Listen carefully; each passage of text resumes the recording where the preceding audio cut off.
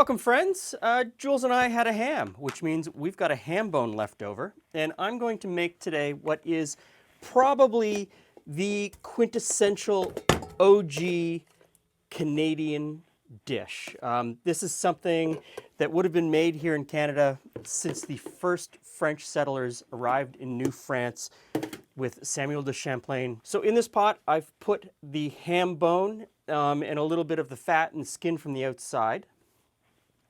Next into the pot is just diced carrot, celery, and onion. And you don't have to dice it very nicely, you just have to get it in the pot. This is just to add flavor to the stock. It will be removed and it won't be in the soup at the end. So all of that goes in. Next in are some bay leaves and whole peppercorns. I don't grind the pepper, I just put it in whole. You want to be able to remove them once the stock is finished. And then I just covered that with some water.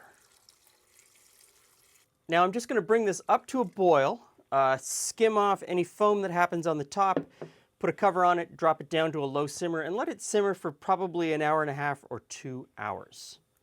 Once the stock has simmered for that long, I'm going to strain out all of the solids, and then I'm going to cut any ham off of the bone and set that aside to use it in the soup.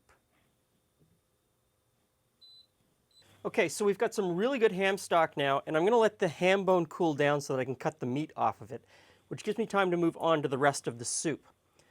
First, I'm going to put in some lard, and this is pure leaf lard, and I'm going to use that to fry the vegetables. You could use any fat that you want. I'm using lard because it is appropriate for this dish historically to have used lard. Originally, this soup would have been made by the earliest settlers to Canada, and they would have used things that they were able to bring over in the ships when they came from France. And that would have been cured salt pork, lard because it never goes bad, and dried peas. And the next ingredients are what I would call contemporary traditional, onion, celery, and carrot. When you go back into the historical record, usually you would see carrot and onion because those are root vegetables. You would grow them in the summertime. You're able to keep them all winter. They kept really well, and so you'd always have them. Celery is something that you might not find in the recipes from the late 1600s, early 1700s.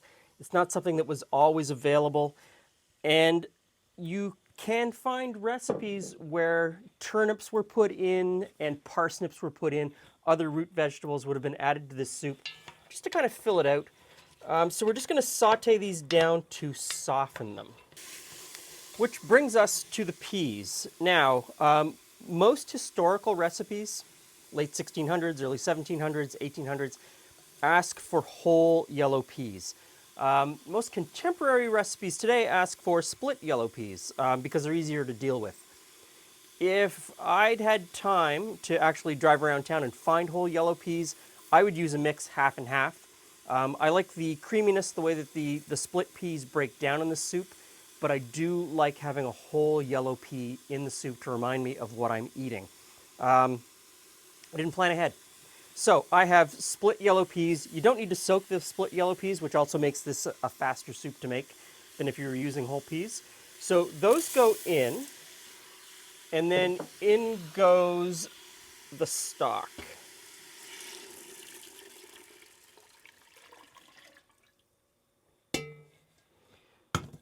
We'll just give that a stir. Put a lid on and let that simmer until the peas are soft. While that's simmering, I'm going to slice the ham off of the bone, and we don't add the ham until after the peas are cooked. Okay, the peas are cooked down really nicely. I think we're at the point where we can add the ham in. Now you want to taste your seasoning at this point. See if you need to add any pepper or salt. You probably won't need salt because there should be enough from the ham stock. Let's just see.